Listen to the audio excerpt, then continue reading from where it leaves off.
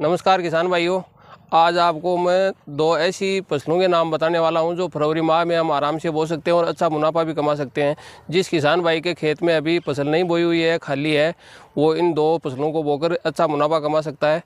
तो आप वीडियो को ध्यानपूर्वक देखें और किस्मों के साथ जो फसल है उसकी हम वैरायटी और कैसे बोनी है, कितनी खाद डालनी है, कौन सी खाद डालनी है और कौन से बीज का चयन करना है, कितने दिनों बाद में पानी देना है, किस विधि से बोनी है, वो सारी चीज़ें मैं आपको बताऊंगा।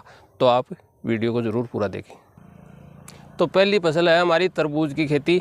जो किसान भाई के खेत अभी खाली है, थोड़ा हो चाहे 1 बीघा 2 बीघा 3 बीघा या जितनी भी खाली पड़ी है उसमें हम आराम से बो सकते हैं। तरबूज के भाव अब पिछले कुछ सालों में अच्छे रहे हैं, तो इसमें अच्छा मुनाफा हमें मिल सकता है। तरबूज की वैरायटी कौन सी लेनी है वो आपको मैं अभी बताऊँगा। तो दोस्तों, वैरायटी बताने से पहले मैं आपको बेसल डोज बताता हूँ। 1 एकड़ के हिसाब से बता रहा हूँ, आप अपने हिसाब से देख लेना। फिर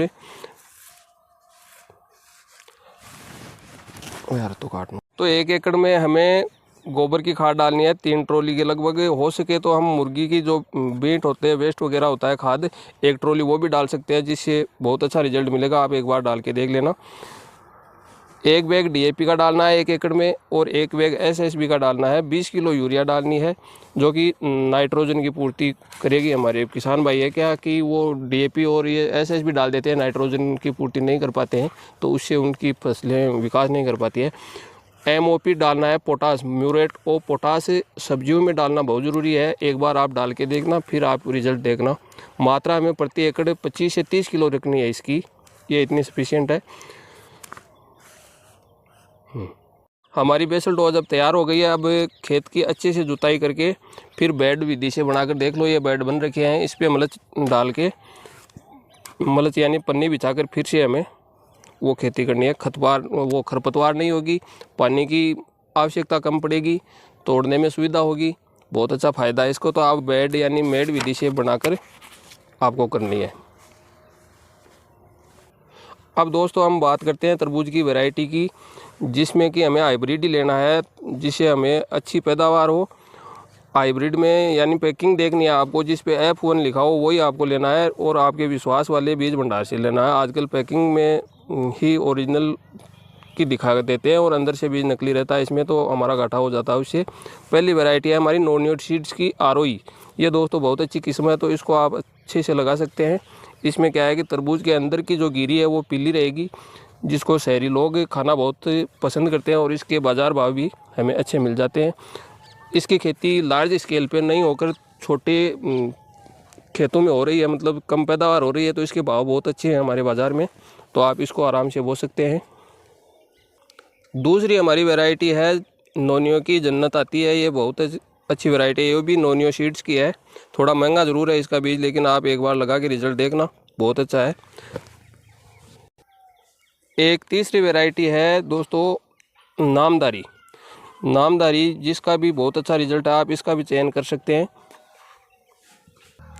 अब दूसरी दोस्तों हमारी फसल है खरबूजे की पैदावार पिछले कुछ दिनों में घटती जा रही है और इसका बाज़ार मूल्य है वो भी कम नहीं होता है, लास्ट तक सेम ही बना रहता है, जैसे 20 से 30 रुपए किलो बिक जाता है। इसका मेन कारण है क्योंकि इसमें थोड़े से रोग अधिक लगते हैं, जिससे कि हमें थोड़ी सी मेहनत अधिक करनी पड़ती है, लेकिन बाज़ार भाव अच्छा मिल जाता है। स्प्रे वगैरह थोड़ा सा ज़्यादा करना पड़ता है। बेसल डोज वही सेम रखनी है जो तरबूज की मैंने आपको बताई थी, उसी के आधार पर आप खेती करें, बहुत अच्छा रिजल्ट मिलेगा। फिर आप यही इसी बेड विधि से करके मेड बनाकर पन्नी डालकर अच्छे से जुताई करके खाद डाल के और इसी विधि से करनी है। अब मैं आपको 2-3 ऐसी वैरायटियाँ बताऊं जिनसे कि आपको अच्छा मुनाफा होगा और सेम विधि वही तरबूज वाली अपनानी है, आपका बहुत अच्छा मुनाफा होगा, आप ना कर देखें। खरबूजे की उन्नत किस्में हैं दोस्तों, जिसमें पहली वैरायटी है नोनियो सीड्स का आता है मुस्कान वैरायटी। बहुत अच्छी वैरायटी है, आप एक बार काम में लेकर देखना, जी खुश हो जाएगा। इसका चयन आप आराम से कर सकते हैं।